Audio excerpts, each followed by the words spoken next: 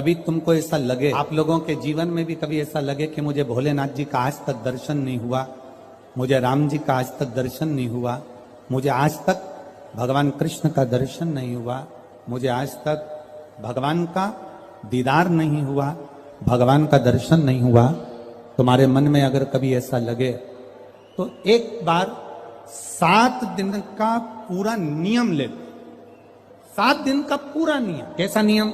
सुबह से उठूंगा, सुबह से उठूंगी, मुख धोया ना धोया, कुछ खाया ना खाया, पलंग पर बस उठ के बैठी। जिसको अगर शंकर भगवान का, राम जी का, कृष्ण भगवान का, लोग कहते हैं क्या भगवान का दर्शन हो सकता है? 7 दिन का नियम धारण करो। सुबह उठो, पलंग पर उठते से सबसे पहले भगवान राम, कृष्ण या शिव जिसका तुमको दीदार करना है उसका 5 बार 7 बार नाम का उच्चारण करिए, उसको पुकारो। आप नहाए ना नहाए। एक पत्र कल आया था, दतिया की कोई माताजी ने लिखा था, पत्र बड़ा अच्छा था। उस पत्र से केवल दतिया वालों का नहीं, संपूर्ण जितने श्रोता कथा सुन रहे हैं सबके लिए उस पत्र में बात है। केवल एक दतिया वालों के लिए नहीं, संपूर्ण। उस पत्र में किसी ने, माताजी ने लिखा था, गुरुजी हमें ये पूछना है कि हम स्त्री हैं, हम नारी हैं, और स्त्री महीने में रजो धर्म से हो जाती है, रजस्वला हो जाती। कल का पत्र है वो, स्त्री रजो धर्म से हो जाती है, रजस्वला हो जाती है, रजो धर्म में आ जाती है महीने में। गुरुदेव उस समय पर वो ना मंदिर जा सकती है, ना भगवान के लिए कोई कार्य कर सकती है, ना वो कोई अच्छी जगह पर पहुंच सकती है। तो हमें केवल इतना सा पूछना है कि उस रजस्वला धर्म के समय पर क्या हम भगवान का नाम ले सकते हैं कि नहीं? हम मंदिर नहीं जा सकते, शिवालय नहीं जा सकते, यज्ञ में नहीं जा सकते, अनुष्ठान में नहीं जा सकते, हम कहीं पर भी अच्छी जगह पर नहीं जा सकते, तो क्या हम भगवान का नाम ले सकते हैं कि नहीं ले सकते? तो महाभारत का चरित्र उठाकर देखिए, द्रौपदी का 3 दिन जो धर्म, और दुशासन ने चीर खींचा, द्रौपदी का बाल पकड़कर दुशासन सभा में लेकर आ गया। 3 दिन का रजो धर्म है द्रौपदी का, और बाल पकड़कर दुशासन सभा में लेकर आया। और द्रौपदी ने सबसे निवेदन करा, द्रौपदी ने सबसे कहा, सबसे प्रार्थना करी, सबसे बोला, पर कोई साथ नहीं दिया। तब गुरु बाबा के कहने पर द्रौपदी ने भगवान कृष्ण को पुकारना प्रारंभ करा, भगवान को आवाज लगाना प्रारंभ। अब ये प्रश्न का उत्तर है तुम्हारा। पलंग पर भी पड़े हो ना, तो भगवान का नाम लेने में कभी संकोच मत करना। बीमारी में भी पड़े हो ना, भगवान का नाम लेने में कभी संकोच मत करना। बीमारी में, मल और मूत्र में भी पड़े हो तो भगवान का नाम लेने में कभी संकोच मत करना। और अगर आप रजो धर्म में भी हो, पूजन नहीं कर सकते, कहीं जा नहीं सकते, पर नाम लेने में कभी संकोच मत करना, क्योंकि जीवन का क्या भरोसा, जीवन का क्या भरोसा? मंत्र जाप, नाम जाप, स्मरण, भगवान को पुकारना, भगवान का नाम लेना, ये बंद नहीं। अरे खाना ना छोड़ा, पीना ना छोड़ा, हरि भजन क्यों छोड़ दिया, जाना ना छोड़ा, आना ना छोड़ा, फिर सत्संग जाना क्यों छोड़ दिया। भगवान का नाम लेने में, भगवान का स्मरण करने में, भगवान का कीर्तन करने में, हाँ आप श्रेष्ठ जगह पर मत जाइए, किसी वस्तु को मत छुओ। यहां तक शास्त्र कहता है कि अगर किसी ब्राह्मण, संत, गुरु और भगवान के लिए भोजन भी बन रहा है और आप रजो धर्म से हो, तो भोजन पर दृष्टि भी मत दो। यहां तक शास्त्र कह, अगर भोजन बन रहा है तो भोजन पर हमारी दृष्टि भी ना जाए। भगवान का नाम ले सकते, आप उसे पुकार सकते। मृत्यु की घड़ी में भगवान ये देखेगा क्या उस समय पर कि ये रजस्वला धर्म में है, तो अभी इसको हम मार नहीं सकते, अभी हम इसको ले जा नहीं सकते। मृत्यु की घड़ी में ये नहीं देखा जाएगा। मृत्यु की घड़ी में तो केवल तुम्हारा जो करा हुआ पुण्य है, मृत्यु की घड़ी में तुम्हारा करा गया सत्कर्म है, मृत्यु की घड़ी में तुम्हारा करा गया अच्छा कर्म है, केवल वो तुम्हारे सम्मुख में रहेगा। पुकारो, भगवान के नाम को पुकार सकते हो, बुला सकते हो परमात्मा को, पुकार सकते हो परमात्मा को, बोल सकते हो भगवान को। शिव कथुयशा ने अपने पिता के कहने पर पार्थिव शिवलिंग का निर्माण किया। बहुत सावधानी से सुनना, रजस्वला धर्म के अंतर्गत नारी भोजन भी बन रहा है तो उस पर दृष्टि ना दे। रजस्वला धर्म के अंतर्गत नारी पूजन वाली जगह पर ना जाए। रजस्वला धर्म के समय पर नारी अच्छे कर्म की ओर ना जाए। पर रजस्वला धर्म भी अगर तुम्हारा है, कोई बीमारी भी तुमको है, कोई रोग में भी तुम पड़े हुए हो, पर भगवान का नाम लेने में कोई दोष नहीं है। भगवान का नाम तुम कभी भी ले सकते हो जब तुम्हारी मर्जी। 7 दिन का नियम धारण करो। सुबह उठो, भगवान का नाम लो, स्नान करा, पूजन करो, बाबा के मंदिर में जाके 1 लोटा जल समर्पित करो, घर आओ, भोजन करो। भोजन करने से पहले अपने पास में थोड़ी सी अग्नि, जो तुम्हारे यहाँ चूल्हे में हो, जो भी अग्नि हो, उसको लेकर जो भोजन की थाली में भोजन है, उस थाली के भोजन को निकालकर अग्नि में दीजिए। 1 रोटी निकालकर गौ माता की दीजिए, आधी रोटी जो भी भाग निकाल सकते हो वो स्वान को दीजिए, और फिर बाबा का नाम लेकर प्रसाद समझकर भोजन को ग्रहण करिए। दिन में शाम को अपने कर्म को करते करते भगवान का नाम लेते रहिए। जैसे ही प्रदोष काल आए, शाम का समय आए, भगवान देवाधिदेव महादेव का स्मरण कर कर 1 दीप दरवाजे के बाहर लगाओ और बाबा का भजन करो। 7 दिन जो नियम धारण करता है, 7 दिन में किसी न किसी रूप में मेरा महादेव आकर एक बार दर्शन जरूर देता है, ये निश्चितता। पर उसमें हमारी पवित्रता हो, उसमें हमारी पवित्रता का भाव हो, हम पवित्र भाव से, शुद्ध भाव से हम भगवान का भजन। हम तो यहां तक कहेंगे, ये पार्थिव शिवलिंग का आप लोग निर्माण करते हो ना, जितने लोग भी पार्थिव शिवलिंग बनाने के लिए बैठते हो, करोड़ों में शिवलिंग बने, तो बनाते बनाते अगर किसी को उपच भी हो जाए ना, अब मैं थक गई, मैं नहीं बना रही, तो ये बोलने से पहले ही तुम जब शिवलिंग बनाओ और बनाते बनाते तुम्हारे शरीर में ऐसा लगे कि अब मैं थक गई, किसी से मत बोलो कि मैं थक गई, अब मैं नहीं बनाऊंगी, ये मत बोलो। मैं थक गई ये मत बोलो, या ये मत बोलो कि अब मैं तो नहीं बना रही, अब मैं थक गई, तू चल रही क्या मेरे साथ वापिस, ये भी मत बोलो। आपसे नहीं बन रहा शिवलिंग बनाते हुए, आप बस उस शिवलिंग को बनाकर हाथ जोड़कर बाबा देवाधिदेव महादेव से प्रार्थना करिए, भगवान शंकर से निवेदन करिए, भगवान शिव से प्रार्थना कर कर बाबा से विनती करो, बाबा आपकी कृपा से जितना बन सका मैंने आपके शिवलिंग का निर्माण किया है। बाबा ये आपकी करुणा या आपकी उदारता या आपकी दया है जो ये मैंने बनाया, ये आपकी कृपा से, आपकी दया से, आपकी उदारता से मैंने निर्माण किया है। उनसे निवेदन किया है, ये उनसे प्रार्थना करी, ऊबना नहीं है। हम तो कथा में भी कह देते हैं, आपका मन लगे तो शिव पुराण में जाओ, नहीं तो काय को टाइम बर्बाद करने के लिए आते हो। मन लग नहीं रहा, रत्ती भर भी, और पूरी डेंटिंग पेंटिंग करके आई, 2 घंटे तक लाइन खींची, डब्बा भरा, 1 दिन पहले उसके पास भी गई, धागा वाली के यहाँ पहुंची। क्यों आए? कौन ने कहा तुमको कि कथा में जाना जरूरी है? कोई तुमको कहा कि भीड़ बढ़ाने जाओ? तुम्हारा मन लगे तो शिव महापुराण की कथा में आकर बैठो, नहीं लगे तो कथा में भी मत जाओ, अपने घर में मूंगफली सेको और 3 टाइम खाओ, समय बर्बाद करने मत जाओ।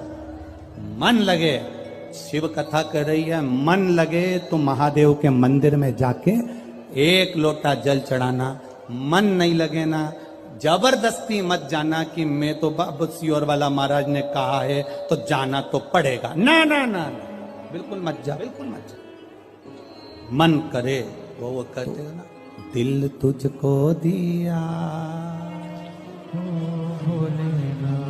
ये क्या कर दिया, अपना मन, अपना दिल, अपना हृदय परमात्मा। और जिस दिन तुम परमात्मा को पहचानोगे उस दिन परमात्मा तुम्हारा और तुम। यहाँ इतनी ये हतिया की माताएं हैं, बहुत चतुर हैं, इधर साइड की माताएं बहुत चतुर। इधर की माताएं इतनी चतुर होती हैं कि शादी विवाह में अगर गणेश जी नहीं मिलते हैं तो ये गोबर का और मिट्टी का गणेश बनाकर मटकी पे रखकर पूजन कर देती हैं। और मिट्टी का भी गणेश नहीं मिलता, गोबर का भी गणेश नहीं मिलता, तो यहां की माता इतनी विद्वान है कि गुड़ की ढेली को तोड़कर आधी ढेली का गणेश जी बना देती और आधी ढेली का भोग लगा देती। और गणेश सरकार सही है, यहां की माता इतनी विद्वान है कि गुड़ की ढेली को, आधी ढेली को फोड़कर गणेश जी बना देगी, और आधी को हमारे यहाँ महाराष्ट्र में भी कहते हैं महाराज, गुलाचा गणपति और गुलाचा मेवा, मतलब गुड़ का ही गणपति और गुड़ का ही नैवेद्य भगवान को भोग लगा। दतिया की माताएं भी इतनी विद्वान है, जब गणेश जी नहीं मिलते, गोबर नहीं मिला, मिट्टी नहीं मिली, शादी के समय पर तुरंत घर की जो बुजुर्ग माँ होती है वो कह देती है गुड़ की खोड़ी रखिए ना, आधा टुकड़ा तोड़ मटकी पे रख दे, गणेश जी हो गए। भोग लगाने के लिए कुछ भी नहीं है ना, जो आधा गुड़ का टुकड़ा है ना उसी को भोग लगा दो। क्यों? गुलाचा गणपति और गुलाचा नैवेद्य, भगवान गणेश भी यही है और भोग भी उनका यही। ये हमको बूढ़ी माता पहचान गई कि गुड़ की ढेली में गणपति है, और पूरे शादी में वो गुड़ का गणेश पुजाता रहा, पुजाता रहा, पुजाता रहा, और गणेश जी भी आशीर्वाद देते रहे, क्योंकि वो बूढ़ी माँ ने पहचान लिया कि मैं गुड़ की ढेली में भी हूं। जिस दिन हम पहचान गए कि ये जितने आए हैं और जितने भगवान के भजन करने वाले हैं, संसार में रहने वाला जलचर, थलचर, वायुचर, जितने जीव हैं, जिस दिन हम पहचान गए कि इनके अंदर भगवान है और सब में परमात्मा समाया है, उस दिन मेरे शंकर को मिलने में देरी नहीं लगेगी, वो मिल जाए। गुलाचा गणपति और गुलाचा आधा, ये हम समझ नहीं पा रहे हैं भगवान, हम परमात्मा को जान नहीं पा रहे। सुयशा ने भगवान शिव जी की आराधना करी, पार्थिव शिवलिंग का निर्माण करने के लिए बैठी, और जो निर्माण करा, मात्र 7 दिन निकले थे सुयशा को, देवादिदेव महादेव प्रकट हो गए। मांग सुयशा, क्या चाहिए तुझको? सुयशा कहती है मैं आपके चरणों की दासी बनना, मैं आपके चरणों की दासी बनना चाहिए। भगवान कहते, सुयशा, इतनी सुंदर बात देवादिदेव महादेव ने कही, इतनी सुंदर। सुयशा कह रही है मैं आपके चरणों की दासी बनना चाहती हूं, चरणों की दासी। देवादिदेव महादेव ने कहा, सुन सुयशा, मेरी धर्म पत्नी पार्वती मेरे साथ में है, मैं दूसरी नारी को अपने करीब भी नहीं आने देता। हाँ सुयशा, तो मेरे स्वरूप का स्नान करा, पूजन करा, अर्चना कर, निवेदन कर, बेलपत्र चढ़ा, पुष्प चढ़ा, मैं तुझे फल दूंगा। पर सुयशा, तू कहे कि मैं पार्वती जी का स्थान ले लूं, तू कहे कि मैं संगनी बन जाऊं, ये नहीं। सुयशा, ऐ सुयशा, संत, साधु, सन्यासी, तपस्वी, साधक, उपासक, भगवान शंकर कहते हैं संत, साधु, सन्यासी, तपस्वी, साधक, उपासक, अगर इनके सामने एक लकड़ी की स्त्री भी आ जाए ना, तो संत साधु को उसका स्पर्श तक नहीं करना चाहिए, वो श्रेष्ठ संत माना जाए। साधु वो तपस्वी, एक लकड़ी की भी स्त्री अगर कोई बनाकर सामने रख दे, उसका स्पर्श आप लोगों को थोड़ा सा बुरा जरूर लगता है, पर महाराज जी, हम जब सीहोर से चलते हैं तो एक फॉर्म भरवाते हैं, वहां से चलने पर एक फॉर्म भरवाते हैं। आज सुनते हैं तुलसी माता की चालीसा। यह चालीसा सुनने से होती है हर रोगों से मुक्ति, मिलती है सुख समृद्धि का आशीर्वाद। तो एक बार बोलिए प्रेम से विष्णु भगवान की जय, तुलसी माता की जय, भगवती माता की जय। श्री तुलसी महारानी करु विनय सिरनाय, जो मम हो संकट विकट दीजे मात नसाय। नमो नमो तुलसी महारानी, महिमा अमित न जाए बखानी। दियो विष्णु तुमको सम्माना, जग में छायो सुयस महाना। विष्णु प्रिय जय जयंती भवानी, तिहु लोक की हो सुख खानी। भगवत पूजा करे जो कोई, बिना तुम्हारे सफल न हो। जिन घर तब नहीं होए निवासा, उस पर करे विष्णु नहीं वासा। करे सदा जो तब नित सुमरन, ते ही के काज होए सब पूरन। कार्तिक मास महात्म्य तुम्हारा, जाको जानत सब संसारा। तब पूजन जो करे कुमारी, पावे सुंदर बर सुकुमारी। करे जो पूजा नित प्रति नारी, सुख संपत्ति से होए सुखारी। वृद्धा नारी करे जो पूजन, मिले भक्ति होबे पुलकित मन। श्रद्धा से पूजे जो कोई, भव निधि से तर जावे सोई। कथा भागवत यज्ञ करावे, तुम बिन नहीं सफलता पावे। छायो तब प्रताप जग भारी, ध्यावत तुमहि सकल चितधारी। तुमहि मात यत्र तंत्र में, सकल काज सीधे होवे क्षण में। औषधि रूप आप हो माता, सब जग में तब यश विख्याता। देव ऋषि मुनि और तपधारी, करत सदा तब जय जयकारी। वेद पुराणन तब यश ज्ञाया, महिमा अगम पार नहीं पाया। नमो नमो जय सुख कारिणी, नमो नमो जय दुख निवारिणी। नमो नमो सुख संपत्ति देनी, नमो नमो अख काटन छेनी। नमो नमो भक्तन दुख हरनी, नमो नमो दुष्टन मद छेनी। नमो नमो भव पार उतारिणी, नमो नमो परलोक सुधारिणी। नमो नमो निज भक्तन उबारिणी, नमो नमो जन काज सवारिणी। नमो नमो जय कुमति नशावनी, नमो नमो सब सुख उपजावनी। जयति जयति जय तुलसी माई, ध्याऊ तुमको शीश नवाई। निर्जन जानी मोहि अपनाओ, बिगड़े काज आप बनाओ। करूँ विनय मैं माते तुम्हारी, पूरन आशा करूँ हमारी। शरण चरण कर जोड़ी मनाओ, निस दिन तेरे ही गुण गाऊं।